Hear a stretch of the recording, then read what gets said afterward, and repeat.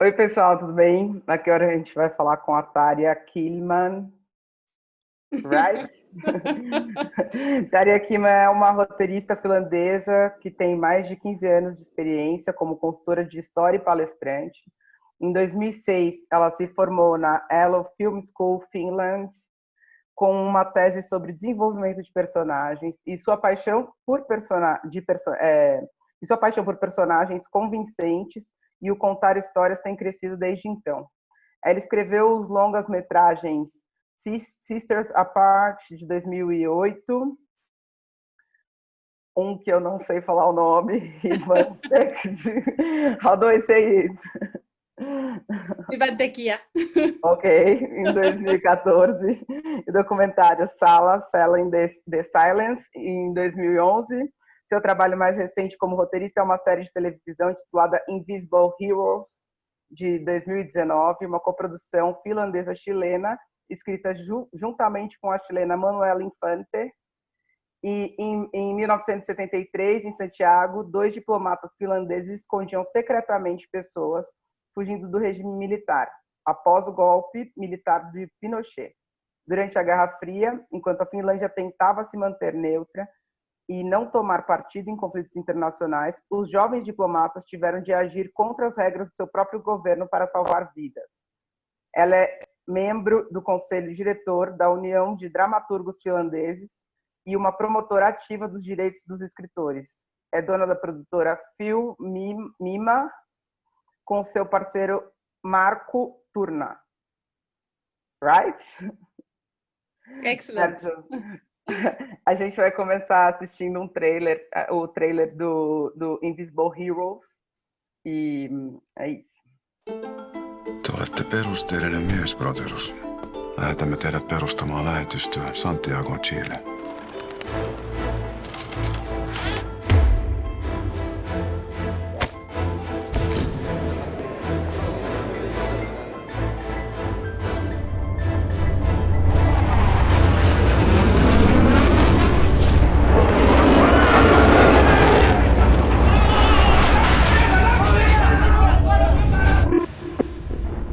Presidentin är död.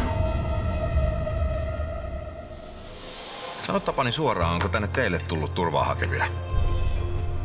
Mitä helvettiä täällä tapahtuu? Ootko menettänyt järkes? En mä nyt voi heittää näitä kadulle. Se on kuolematuomio saman tein. Edestam ja Ruotsi auttavat näitä ihmisiä. Miksei me? Donde yo camino es territorium sueco. El marido de esta mujer finlandesa ha sido arrestado. ¿Dónde están las armas?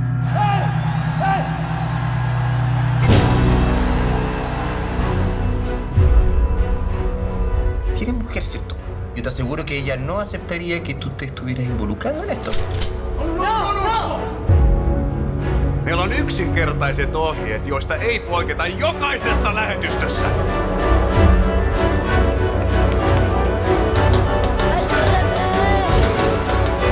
Mulla on ikävä sua. Mulla on ikävä sua.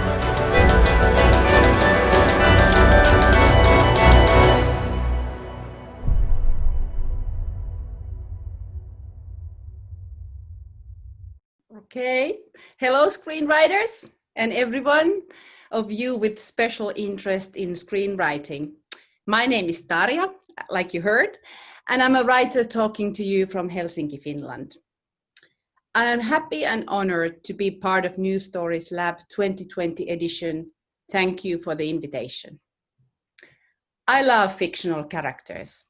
I love to watch them, play with them, and put them into difficult situations and dangerous places. As a writer, you spend a lot of time with your characters. You invest a lot of your energy in them, more even than in many of the real people around you. A dramatic character looks a lot like a normal person, but they are not. They can contain special secrets, they can be unpredictable, and they can have a special poetic power and wisdom that only fairy tale characters have. Big conflicts and real change is what we need from drama. How come is it then that my talk today is based on true stories, and why are they so popular? My example here is Invisible Heroes, the Chilean-Finnish co-production, a TV series I wrote with Chilean writer Manuela Infante. How do you work on characters that are based on historical known characters, or people who can just walk right to you and ask you questions? What are the dramatical and ethical needs? And what is the attraction in those stories? The story of Invisible Heroes was hidden for almost 40 years. Breaking the rules was never something you were supposed to do while working for the foreign ministry, and especially in 1973. Cold War had divided the world in strict blocks, East and West. And then in the middle there, we have Tapani Proterus, our trickster hero. He's son of a Finnish diplomat and he likes to travel, and he has a big idealistic plan for the international cooperation. And then he finds himself in Chile, in the excitement of Salvador Allende's socialism and red wine. Socialists had the best parties, crowds singing Violetta Parra's songs and playing guitar. He was assisting small trade deals and helping lost travelers playing golf. And they had a nice house with swimming pool for the family. On 11th of September 1973, General Augusto Pinochet brings the tanks to the streets of Santiago. People are woken up in the middle of the night, shot dead, or taken to the prison camps. Overnight, every single socialist and communist is an enemy of state. Are the neighbors throwing garbage bags on our side? Asks Lysa Proterus, Tapani's wife, that night when they are having a late dinner in the garden. But no, it's the first refugees that start coming over. Former Minister of Health is running for his life. Her house is being burned. The forestry experts Tapani has prepared development deals with, they all start coming in. Allende's bodyguards, who now are outlaws and hunted for reward, and they come looking for shelter. But the official Finnish policy is not to help refugees. You have to be neutral and out of conflicts. Tapani's boss makes it clear that Finland is not taking sides in this East-West conflict, nor opening the doors of its embassies. Never. And he denies any kind of torture. They would never do that in Chile. So the boss is just closing his eyes. But there's one diplomat who rides his white Mercedes head high up, the Swedish ambassador Harald Edelstam. He drives people in need to the safety of Mexican embassy. He talks people out of prison camps. And he lifts the Swedish flag up to protect Cubans and is not afraid of anybody. Tapani is 30 years old. Harald Edelstam is over 60, but in Tapani's eyes, braver than anyone. And now Tapani has met his mentor. But the difference is here. Harald Edelstam has his prime minister's full support in his humanitarian work, and Tapani has no support. He has to make all future decisions by himself, risking his career and the safety of his family. And he has to be fast. General Pinochet's men are on the street, on every street corner, and you can even see the bodies floating in the river. Tapani hides people in his home. His family of 4 has to fit in one bedroom. All the other rooms are given to the refugees. In a chaotic country where there's no food, Tapani and Lysa smuggle meat and vegetables from Argentina to feed the people. Tapani has to hide his guests, not only from the police, but also from the Finnish press. And because he cannot tell, the left-wing journals attack him for not doing anything. He even cannot be sure if his own right-hand man can be trusted, being a businessman with close relations to the right-wing business community in Santiago. And then there is 23-year-old Seija who asks for Tapani's help. Her Chilean husband is facing life in prison or even death for hiding arms. and they have a 1-year-old son together. She could leave the country and be safe in Finland. But all she wants is to stay and find her husband, and she needs Tapani's help. But how deep in Chilean politics are you allowed to go? In the midst of all the atrocities, our main character suddenly feels more alive than ever before. His life has a new meaning, and he's on fire. Ismail Huerta, the fierce general who vows to unroot every single communist and kill all his opponents, wants Harald Edelstam out of the country. Edelstam is sent home in less than 3 months after the conflict began. Tapani is left without the support of an experienced colleague. He needs to find his own ways to act and his own trusted ones. So unexpected allies form. Finland is asked to become a diplomatic stand-in for East Germany, and Tapani decides to use German school building as a secret refugee camp and fool Pinochet's gunmen who are surrounding the embassy. With some clever tricks, Tapani's team is able to transfer over 2,000 refugees out of the country and to Europe. On November 19th, 1973, a plane arrives to Helsinki where there is minus 20 degrees and snow on the ground. 10 people walk down from that plane to the snowy fields. They are the first ever refugees to come to Finland. And the big question here in this story is, how do you find your own way? And the question for the writer, for me, is, how do you find your own voice, your choice of fictional characters in the world of real people? And for me, it all starts with a proper research. A lot of reading, a lot of interviews, and turning every stone to find something new that no one has told before. Looking for sources to trust, because fact can become emotions when they are carefully planted into the story. My approach is to read as much relevant material as there is to hear the different voices. In the case of Invisible Heroes, I started with Heikki Hiilamo's new historical book that reported the events. He had somehow heard that there's this kind of ambassador that no one had talked before, and because he's alive, Hiilamo talked to him first. Professor Hiilamo had done a wonderful job in interviewing and finding the relevant archive materials. After conducting the protagonist interviews myself also, I decided to find the original voice from the letters Tapani himself had written that were archived deep down in the Ministry of Foreign Affairs cellars. I sat there and read the letters and just let the voice of him become something in my head that I could start with.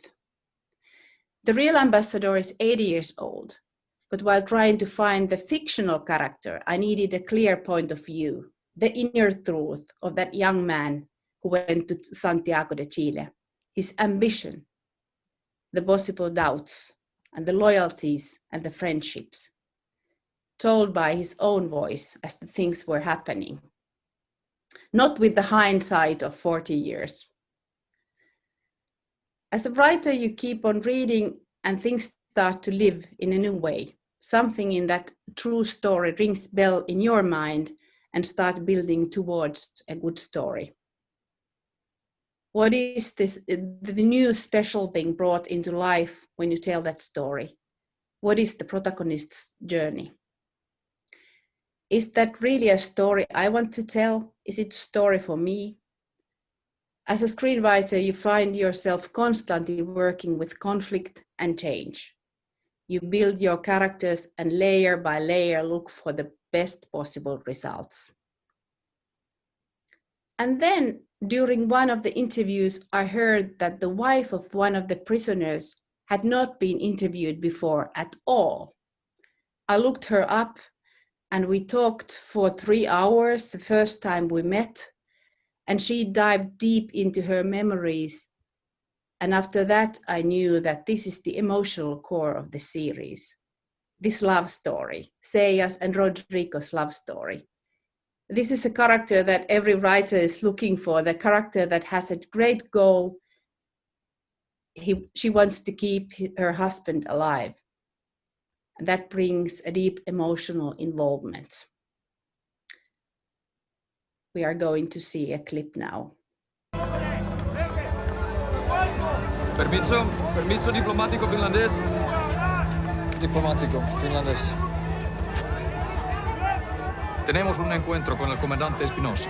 Espera un momento acá, por favor. Mire, están perdiendo su tiempo y el mío.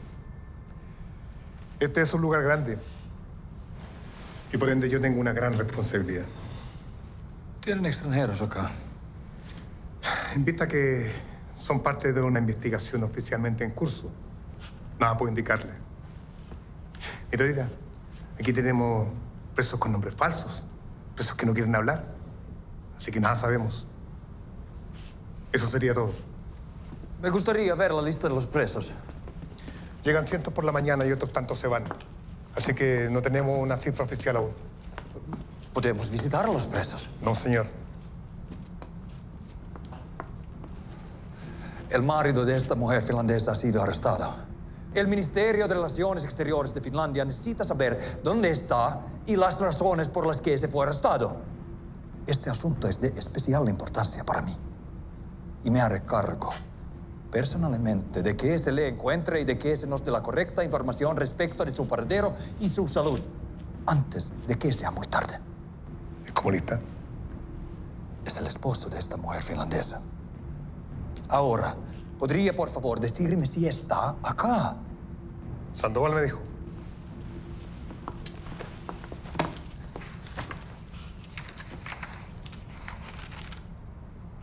Sí, está acá.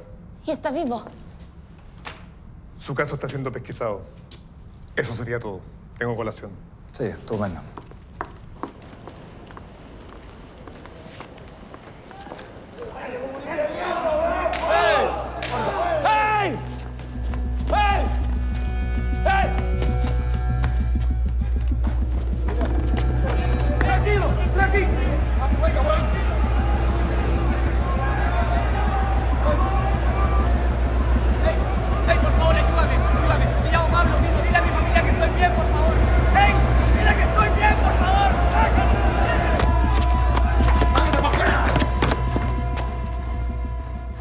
My approach with every story is to do a lot of research and get inspiration from the details it brings.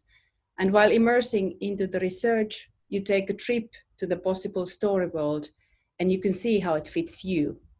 Does it feel like something you have to do? I try to get hold of the premise of the story to see the maximal potential in it for the characters and for the emotional journey. As the power of drama comes from the acute sense of present tense, me and the audience being there as it happens, and the revelations in the characters themselves. And the important thing is that everyone has a unique voice. The screenwriter's unique voice can be present in many, many different ways, but it's expressed also in the choice of the characters. Who do you give the platform to? Whose point of view do you show? Early on in the process, we chose not to include the presidents and other heads of states, the faces already well known, like Augusto Pinochet or President Kekkonen on our side, and decided to keep on the more invisible level. As you dig deeper, you find more interesting things. And then after the research, you go along with the structure of the drama and the actual scenes themselves. There are moments when you find the will of your character. When you take time to go into the situations with them, you learn more. They are not always behaving like you want them to behave.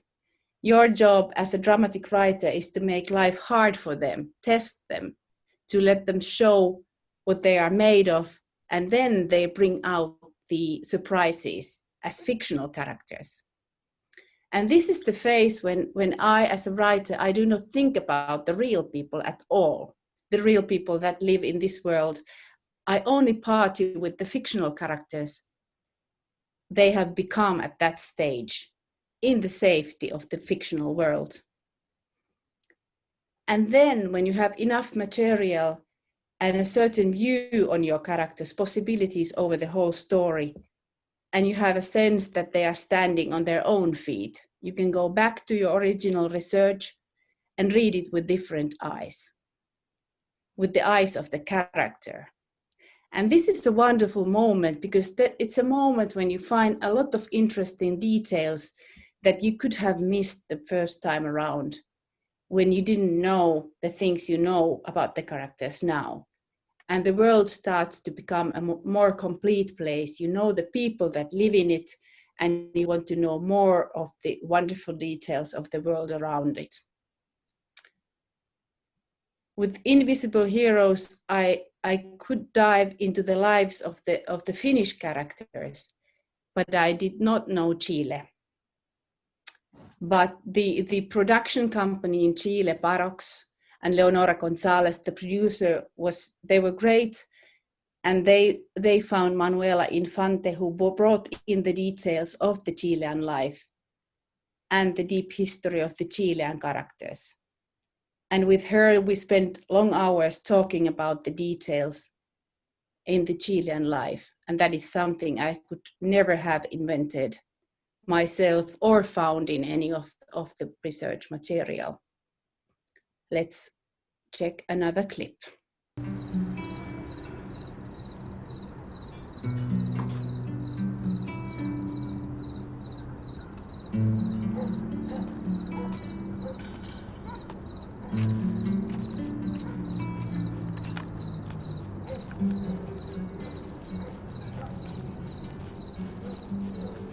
Ellos habrán nacido cuando el agreste puño de los leñadores muertos y mineros haya dado una vida innumerable para limpiar la catedral torcida, el grano desquiciado, el filamento que enredó nuestras ávidas llanuras.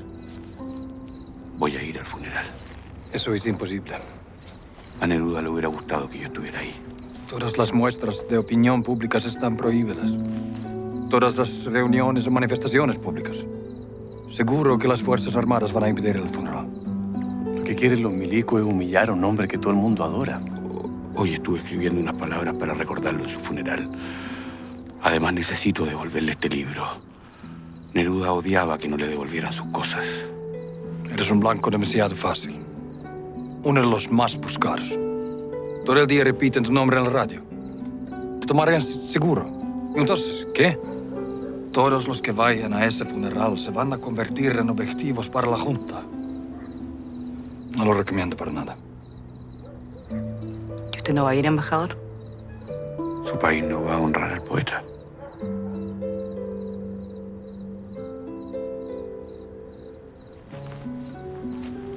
Todos queremos despedir al poeta, pero Tapani tiene razón. Imagínate, lo toman preso. ¿Qué va a pasar con nosotros? Then again, what are the main challenges when you develop a series based on a true story? For me, the main ethical challenge with Invisible Heroes was how to enter the real life, the real lives, and possibly affect them by bringing private lives out to the open as dramatic storylines. That was different with different people, of course. Some of the protagonists were in office, and in their working life, they represented their country and gave detailed reports of their opinions and were subjected to scrutiny. The ambassadors had a public life. But the central heartbreaking love story involved a private person who had to reveal her side of the story for the public for the first time. And at the same time, I felt strongly that my mission is to tell the best possible story, include some difficult material in that. And there are dramatical and ethical problems intertwined. How could I trust old memories? And then again, how could I not trust memories that were true to her? During the writing, I felt strongly that the need to break free from facts and listen to the dramatic character emerging. But mostly they were the same. Some story beats started as fiction in my imagination, but proved to be true also in real life with some more research. And it felt magical. I kind of found things that were already forgotten. The ethical problems were solved with long discussions and honesty. The main characters were allowed to read the scripts, and if there was something troubling, those things were discussed together. They were not censored, but I had to explain why I want to show them and why I want to keep them as they are. And then I want to ask, why would you want to work on dramas based on true events? What is the attraction in these? With true event, there's a real possibility for public debate and inspiration. While I love fictional characters and fairy tales and can have a strong base in psychological truths, to watch drama series based on true events can be a powerful national experience. In the case of Invisible Heroes, that happened in a form of shared remembrance, shared memories. In 1973, a powerful solidarity movement was born to support the Chilean people under General Pinochet's military terror. Back then, Finnish people could feel for Chile, a small nation being attacked by imperialistic forces. Solidarity united people, from factories to schools to politicians. When published in our public service broadcaster, our series brought up memories and was the starting point for the discussions about the necessity of solidarity today. The Chileans were the first ever refugees to come to Finland. How about the refugees we meet today in Europe? What should we do now? A collective emotional experience is increasingly hard to come by in our culture with so much to offer. Drama series is a very powerful vehicle for carrying emotions. The audience spends hours with your characters. I find the power of inspiration very compelling. You can experience the different and even conflicting layers in the characters and see where those qualities in the character take you. I love the ability of a drama series to make us realize and feel what is actually happening around us. In real life, we are normally too busy to see how the history is unfolding around us. I'm a big fan of Peter Morgan's writing. The Queen from 2006 is a delight that was born before the drama series Crown. I enjoy the way the filmmakers use archive materials to present the character of Princess Diana and how delicate and precise the characterizations and protagonists are, and how each conflict in the story reveals new things about the main characters. What a way to experience a historical event. In my opinion, Peter Morgan has expanded the concept of based on true story with his quality dramas. I do not expect everything in them to be factually true, but I expect to see and feel and understand the characters that are making a mark in history. It's an emotional truth. One of the great attractions of any drama, and especially those based on true events, is how you use time. It is possible to compress or elongate it depending on the needs of character and conflict. And I feel that is something the audience is very well related to. The emotional truth is what carries you through. When entering a project based on a true story, what are the core differences compared to working with true fictional stories? With stories that are created with fictional characters, your main responsibility is to create a strong drama. You can push up the antagonistic forces as high as you possibly can to make the story compelling. That means respecting your characters and believing in them. And that is your main responsibility also when you do a drama based on true events. When you enter a true story, you step into somebody's life circle. You become a visitor in their life. While interviewing that person in question, you might bring up memories that have been hidden for years, painful memories that might be difficult to overcome.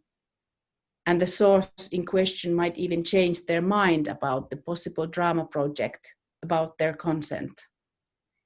That is when trust is needed, and that trust is based on good research and honesty. Film is collaborative work in its best sense.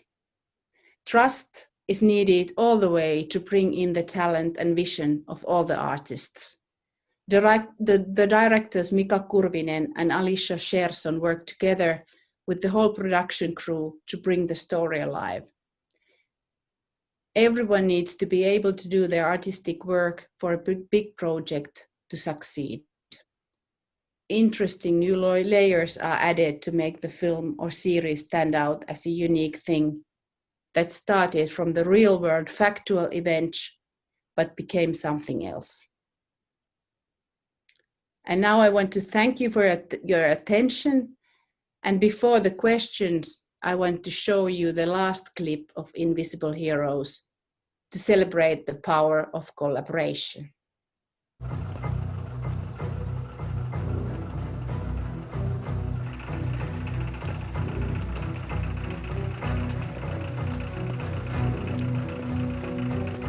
Hay mucha gente en la calle, familiares, prensa. Son miles de personas. Sí, señor ministro. Cada vez más personas se están uniendo a la procesión. Sí, tenemos personal en formación a lo largo de toda la ruta. Dígale que este es el mejor momento para intervenir. Nosotros estamos preparados. Solo estamos esperando su autorización. No. Hay mucha gente, muchos fotógrafos en la calle. Bueno, ¿y qué vamos a hacer? ¿Vamos a esperar que empiecen ellos?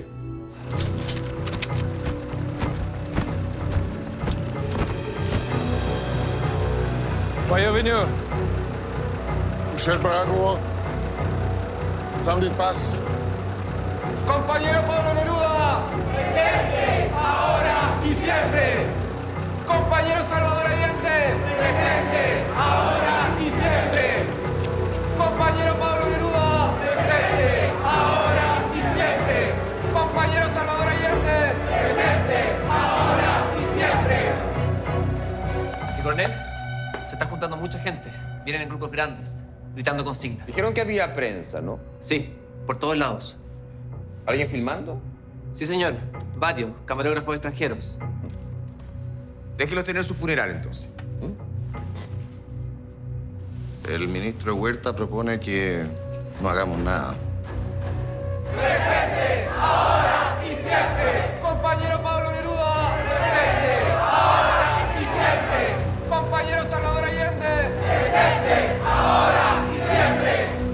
Compañero Pablo Neruda. Presente, ahora y siempre. Compañero Salvador Allende. Presente, ahora y siempre. No. No es hacer nada. Saque la mano. Es la oportunidad que tenemos para mostrarle al mundo que Chile es un país que respeta a las personas y a la paz. Y quien diga lo contrario está equivocado. Miente. Compañero Salvador Allende. Presente, ahora y siempre. Compañero Pablo Neruda. Presente, ahora y siempre. Compañero Salvador Allende. Presente, ahora y siempre. Compañero Salvador Allende. Presente, ahora y siempre. Compañero Pablo Neruda. Presente, ahora y siempre. Compañero Salvador Allende. Presente, ahora y siempre.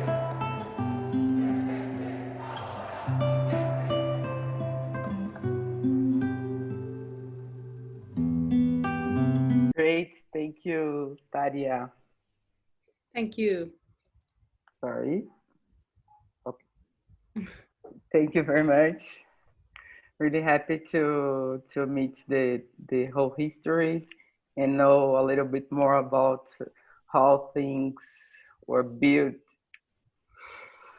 So I first want to start bringing a question of Flavia Castro, and she was not able to be here, but she sent you a message, more than a question, also a message.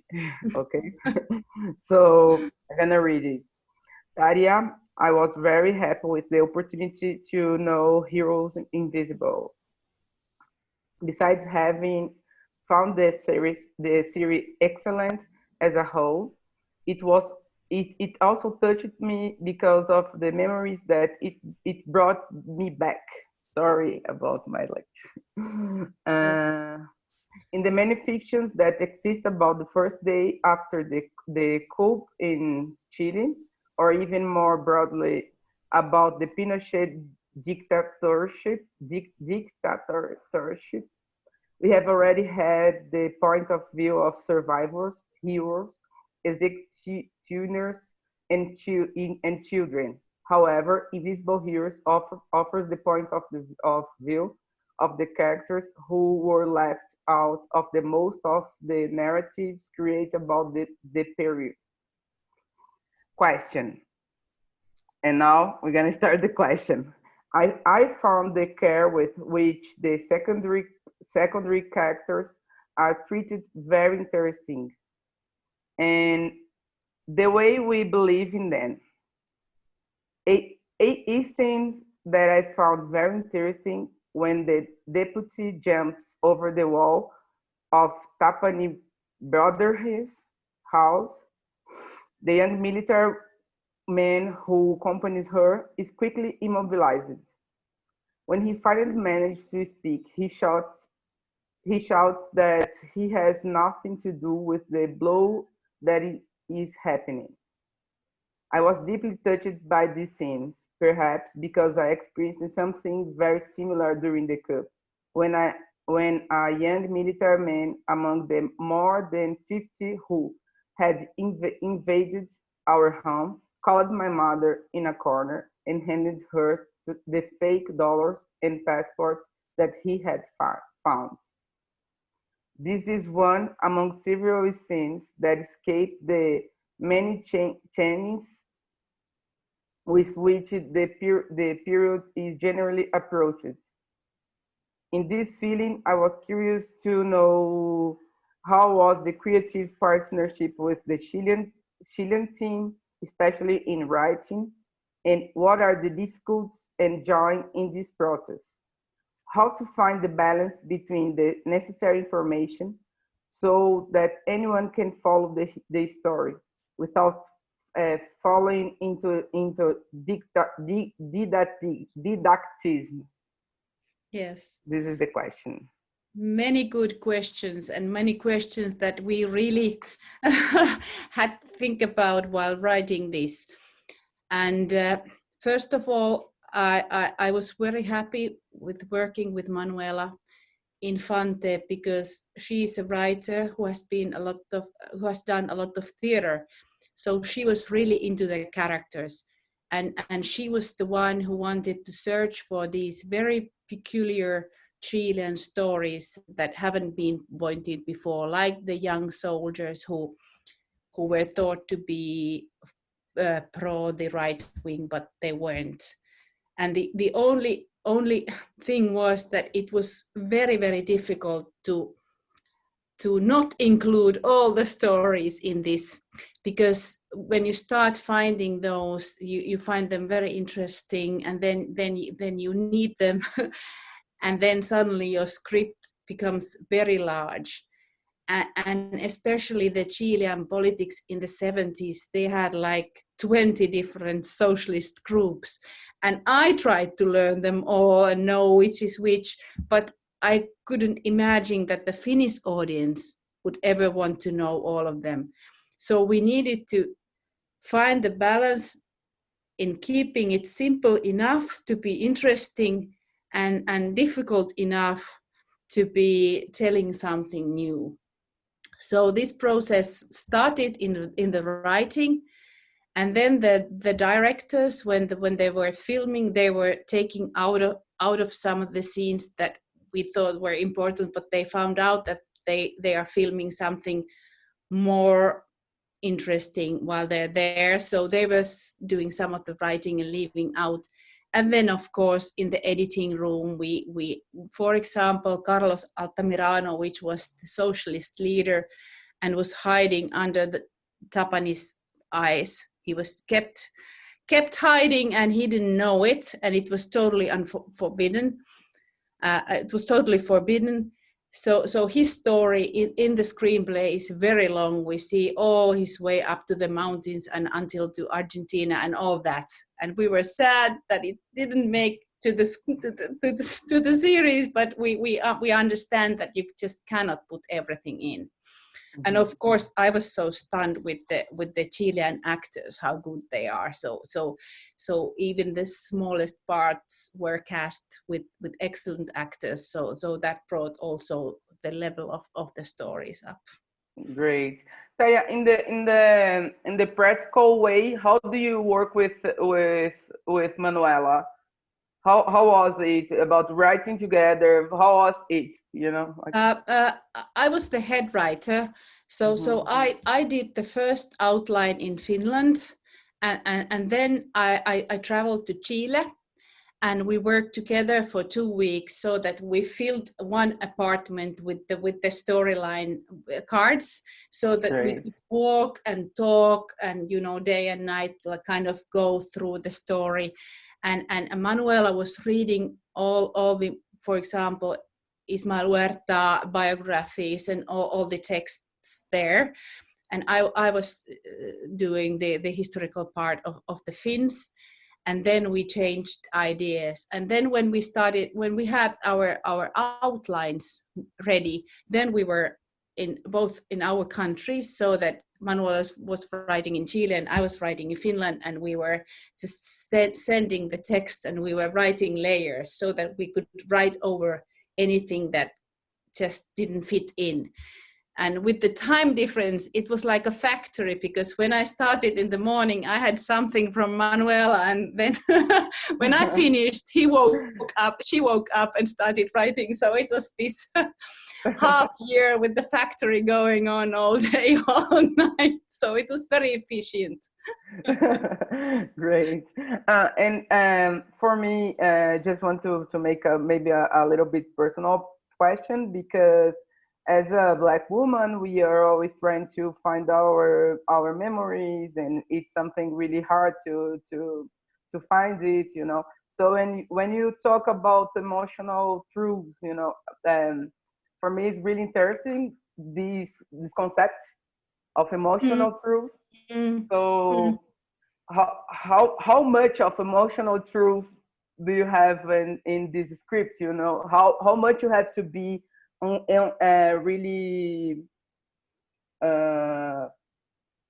really inside of the history thing, and how much the emotional truth what I feel that the best thing would also the best thing would be to find the place where they unite, so that you can have the historical truth, and then you have a character which is in there with the emotional truth. Because without the emotion, the facts of the history just don't come alive. So even though, sometimes you have to just walk. If there isn't the historical event to use, then I think that then you have to walk over the history and use the emotional truth, because when you have found it it has to be true to you, because you have to find it in the research you do. But then again, you can, for example, make a combined character that fits into that emotional truth. I think that the audience needs that you try to do your best to find the emotional truth. And inside all the research that you've made and everything, part of the characters are maybe a giant of characters that you of things that you found like interesting and make another character. Yes, that's a combined character. We decided early on that the names of the central characters are the original names. Okay. But then for the smaller parts, we used stories that we found in a combined character, so that we could have an interesting story and add it to another interesting story, so that we can have a whole story arc. Because sometimes it was just during years and years, and in a drama it can melt into something that's not interesting. So with the smaller parts, we could change names and put them into more effect. And how long it takes to have the script, the final script, to do it since the beginning? And did you get inside since the beginning? And how was it? It's something that came from you, or it's something that you were like? This was commissioned from me from the Yle, the national broadcaster. So the commissioner had heard this story and he wanted to make it. So he gave me the book and asked that if I'm interested. So then I started the research, and I was starting to think if it moves me. And actually it was 1.5 years from that first opening of the book to the shootings.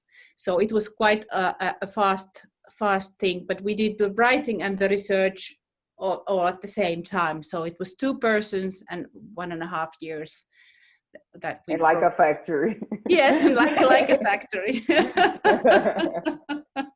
yes. And as I said, the actual protagonists are still alive, so we could talk with them and then forget some of what they said, because we needed to go to the fictional side also. But in this case, we really respected their opinions, because we wanted this to be also this national experience. So we were happy that they wanted to talk finally about these things also in the public sphere. I think that's it. Yeah. Maybe you want to still say anything more? I just wanted to add that it was very exciting that now this series was presented in Chile 1 month ago, when it was the anniversary of the coup.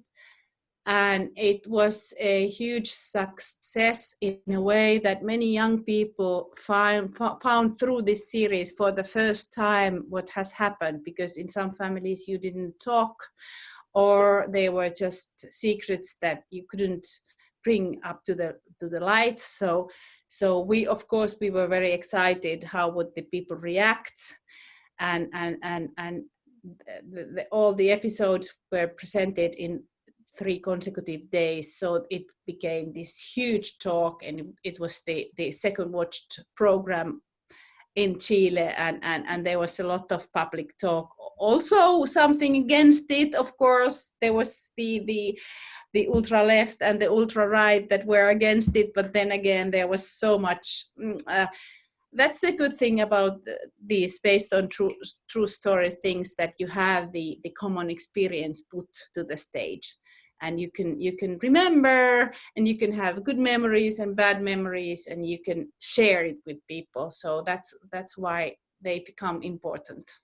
And this series also released in Finland. Yes. And how was it in Finland? There was a lot of talk about the first refugees, and it was a success, because first when we were writing this, it was thought as a historical drama that didn't reach so much, but like we didn't expect it to reach so many people. But as it became a talk of the day, so it got a lot of audience. We were really happy. So Tarja Kylmä. Oh, excellent pronunciation. Great, thank you. That's your first Finnish lesson. Thank you very much. We are very happy to have this masterclass, really important for us. And personally, thank you very much. It's really important. We are in this moment trying to rebuild a lot of our history here in Brazil. So this kind of knowledge is really important for us, because we have a history very difficult. The way of we learn our history is really strange. So I think it's really strong, and we are in a moment that we really want and have to tell our histories, you know, and maybe making these connections with another countries to try to start to have more point of views to make it together, you know. So I think it will be really important for everybody who can be in touch with your masterclass. So thank you very much. Thank you. Yes, sometimes it's the outsider who has a different gaze into your history and can ask the hard questions. Yeah. But it's, of course, you who have to have the courage to write the drama itself. Yeah. Bring it to people. Yeah. Thank you for inviting me. It was a pleasure to be here. Thank you. Thank you very much, Tarja. Thank you. Thank you.